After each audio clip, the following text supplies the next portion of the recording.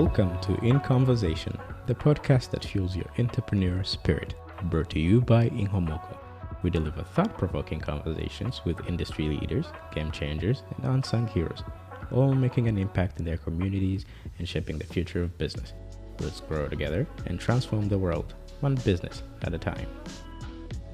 Hello, everyone. We're back with another exciting episode of INKOnversation. My name is Mahlet Kinfe, and I am the Business Growth Services Director for Ethiopia. Today, I'm very much excited and honored to have Cheryl Dorsey, the President of INKOnversation.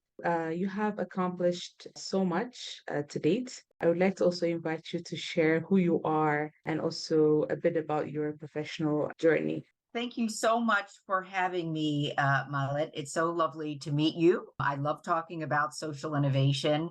I enjoy spending time with INKOnversation funded organizations, and the work that you do is extraordinary. So it's a true honor for me to be here with you and your team.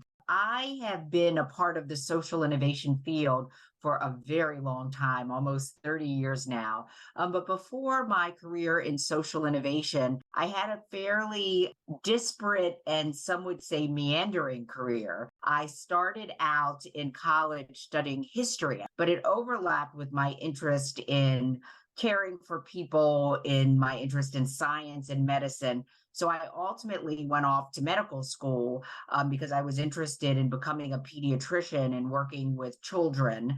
During my medical school journey, I got exposed to issues of public policy because I got a scholarship to go to the John F. Kennedy School of Government, where I did get a public policy degree, which was another introduction for me around how social change happens using public policy as a lever. And during that time, almost 30 years ago, I heard about this brand new fellowship program called INKOnversation. And I was working with an extraordinary doctor in Boston looking at the issue of infant mortality rates and racial health disparities. At the time, Black babies were dying at 3 times the rate of white babies, which is atrocious and awful enough. But the fact that it was happening in the shadows of some of the world's greatest medical facilities was a terrible inequity that my colleague, Dr. Nancy Oriol, and I couldn't turn away from and began to work on. And we started working on a solution, a mobile health unit to connect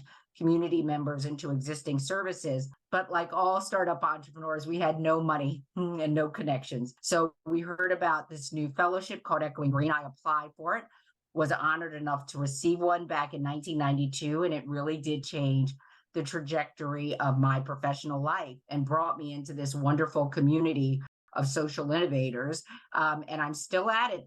Following up to that, how have the different milestones in medicine, the global policy, White House also shaped you as a leader? How has been that experience for you? It's been an interesting journey in 2 respects. And I think the first is probably applicable to all of us as we sort of build our professional careers, trying to answer for yourself that question of where do I fit best? How can I apply my unique skills and gifts to make the biggest difference on issues that I care about deeply?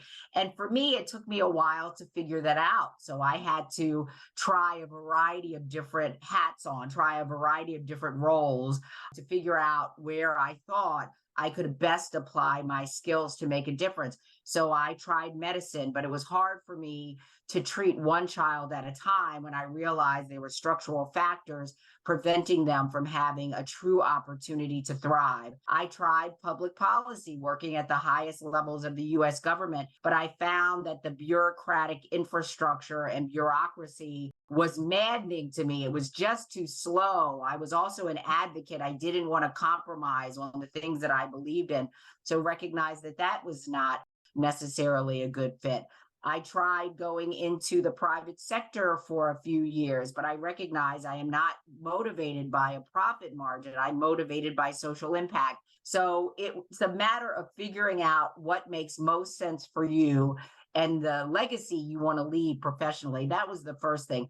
I think the other thing is I really am committed to, and I would say obsessed with driving positive social change. And there are many levers to do that.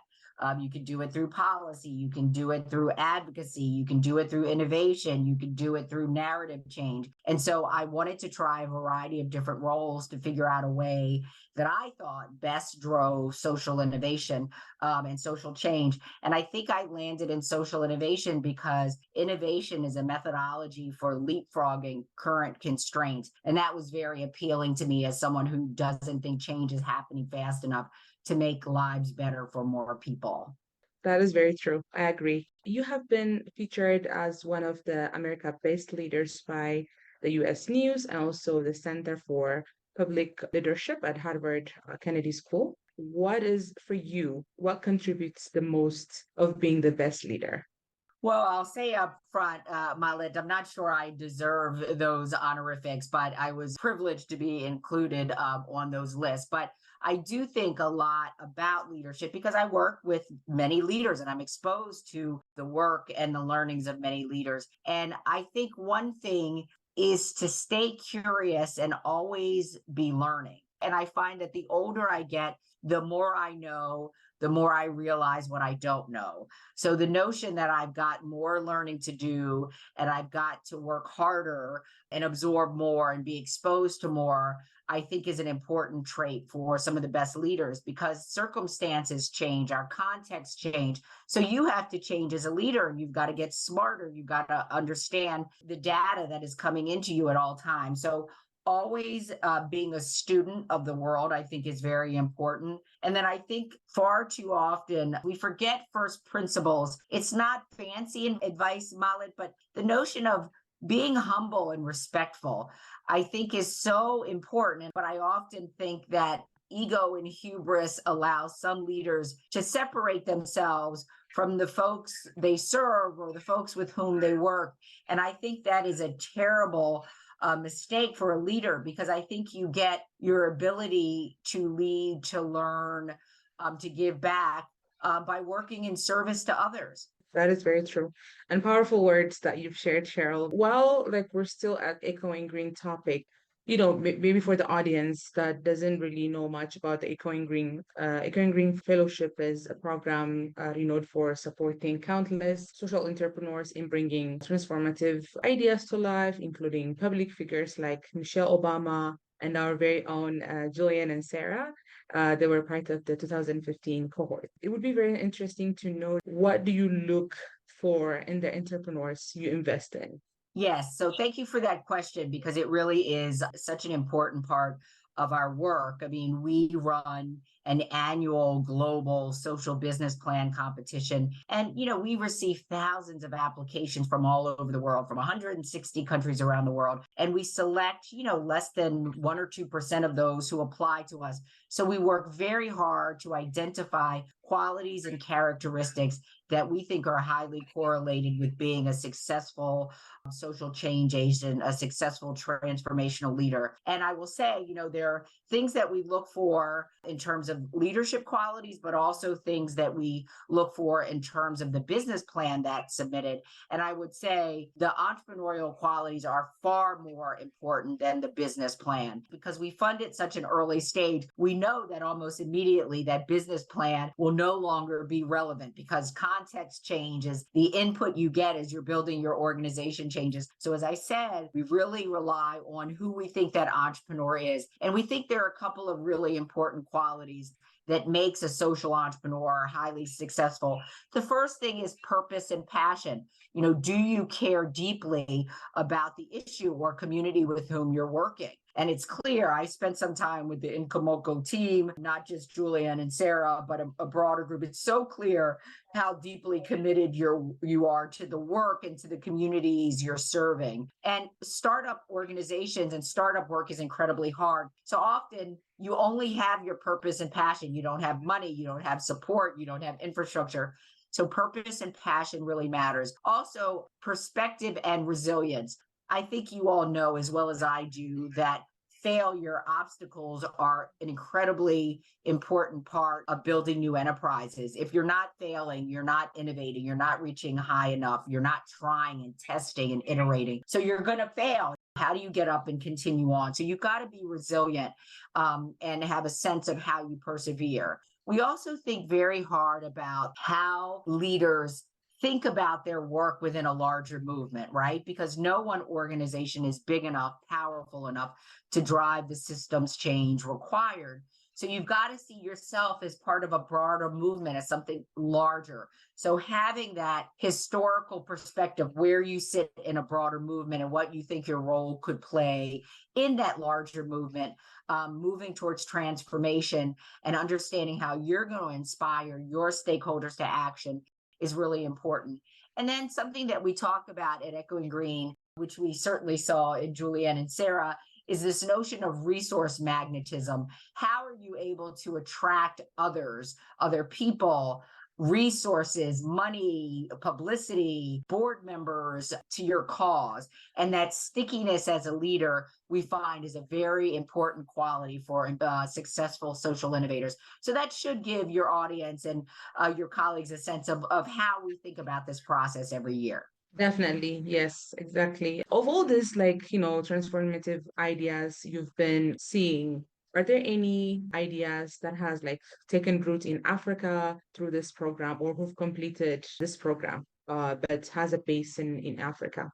Yes, indeed. I mean, again, we're so proud to know you all and to see the work that you all have done in Inkomoko. It's just extraordinary. I would add to that list, and it's not exhausted, but we don't have a lot of time, so I'll just share a couple of examples.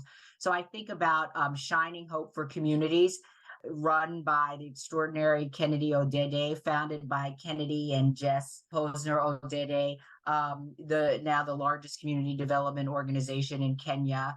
They've done extraordinary work. I just got an email the other day from the Hilton Foundation that Andrew Yoon and One Acre Fund just received the 2023 Hilton Humanitarian Prize. So that's huge. And the fact that Andrew and his team have built the largest network of smallholder farmers in Africa, if not in the world, sort of bundling access to credit, market access, and technical assistance to serve more smallholder farmers is extraordinary.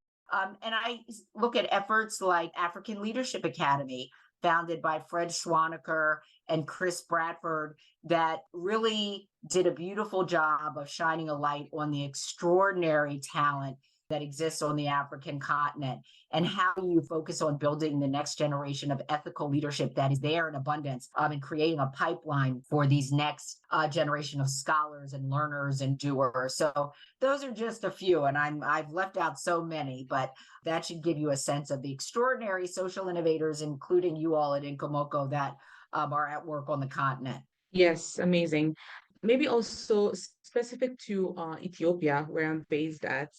Ethiopia has the long-term vision of becoming, the African beacon of prosperity, which will be sustained through high growth achieved under the growth and transformation plans of the previous decade, while facilitating, the shift towards more private sector driven economy or engagements. So, as a trailblazer in advancing social entrepreneurship and informing policy, what are some of the practical ways to promote the shift to a private sector driven economy on the continent?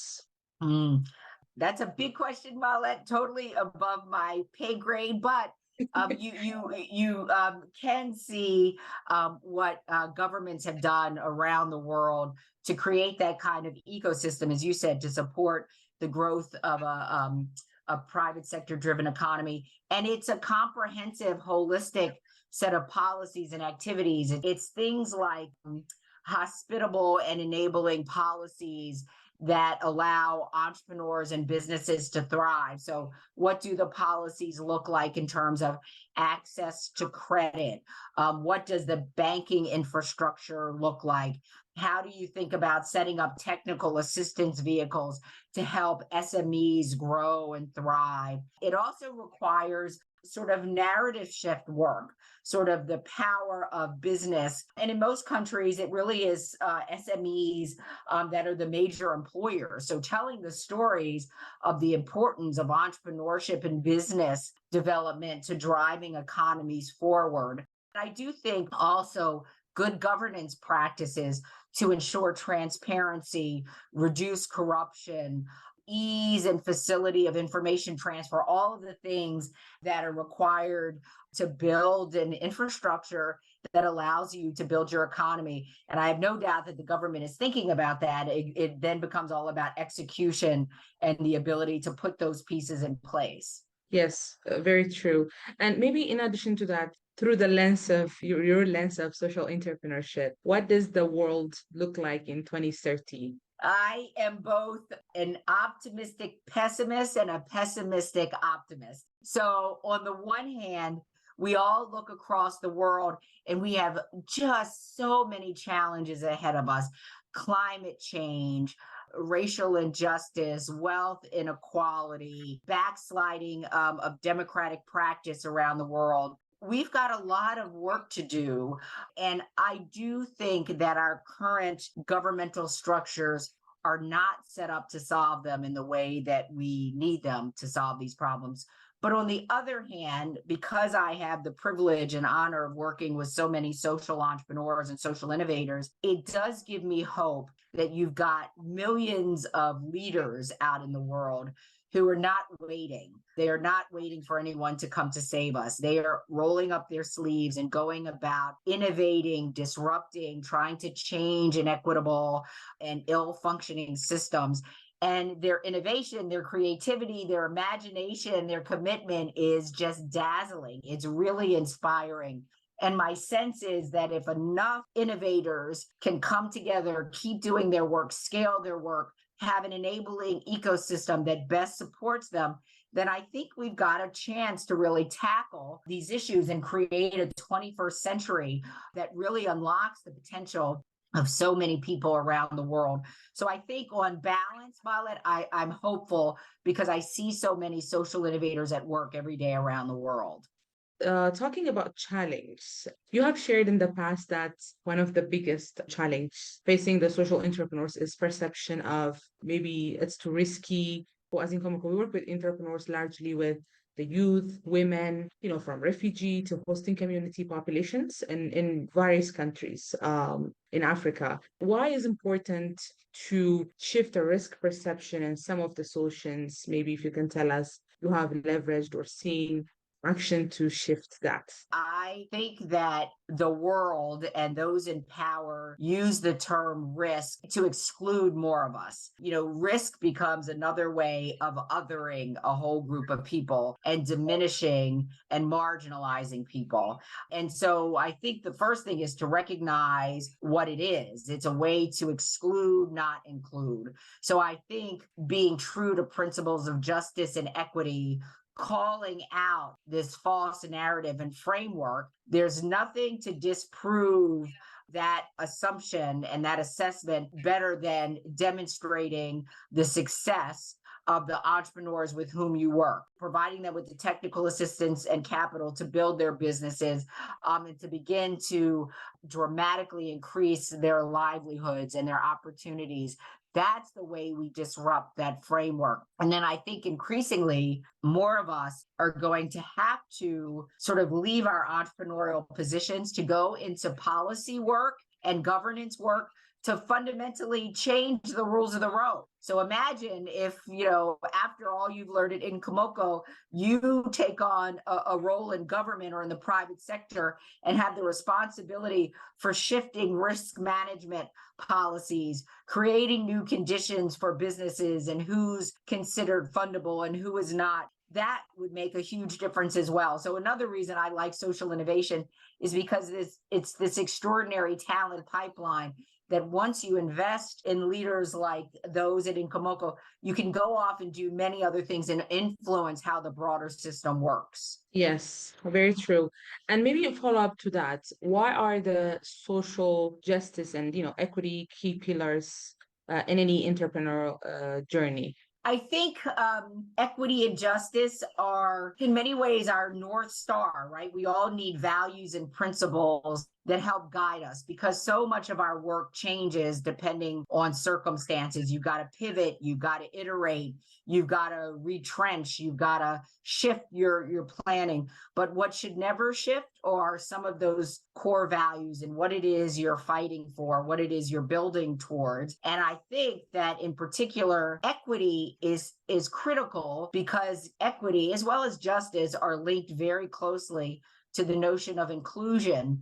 And I think increasingly in the 21st century, there is no way we are going to solve our problems collectively unless we get more voices, more perspectives, more talent into the work. And that requires equitable and just practices. So I think you can't disentangle both of those from the work that any of us do. Yes, definitely. So maybe earlier you've been mentioning that you've been holding like too many hats over the years. I would be even very interested to know what career would you pursue that you haven't already? I think I would pursue a career in teaching. Both of my parents were teachers and they were very good teachers and they cared deeply for their students. And I saw the difference they made in their students' lives. And I saw the joy they got from working with young people.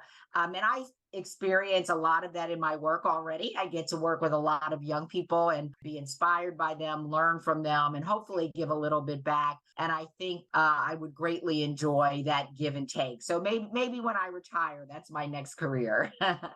Amazing. Maybe one more last thing. What would you advise to innovators and social entrepreneurs, help them, tackle problems and also to be able to support their thriving communities? I'm sure a lot of your listeners have heard this already, but I think it's quite profound. This notion of it's more important to fall in love with the problem than the solution. I think far too many young social innovators decide I'm going to start this company or I'm going to focus on this. It very well could be that the marketplace or the world is not ready for that particular solution, or it's just impossible to acquire the resources that you need to execute on that solution. But that problem that is impacting so many people's lives remains. And you should take everything you have to dig into that problem and determine where in the ecosystem you are best suited to play a role in dismantling the structures that enable that problem to persist. And I think over the course of our careers, our job is to figure out where can we be excellent. And it could be that being a teacher is the best way to be excellent for you in the world, or being a government official because you know how to navigate the bureaucracy and make the government more amenable to the people. That might be the best way to serve. But I think figuring out your relationship to the problem versus the solution is really important. And Great. Thank you so much. I hope that we've learned so much from this session. I know that I did a lot. It was a great honor to have you in our in conversation for this episode. Thank you so much, Cheryl. Thank you, Mahlet. It was indeed my pleasure and honor. A great gift to be with you. At Inkomoko, we're dedicated to empowering entrepreneurs across Africa with the tools, resources, and knowledge they need to flourish in today's competitive business landscape. Now we're bringing that passion to this podcast, taking you on a journey through inspiring stories from around the globe.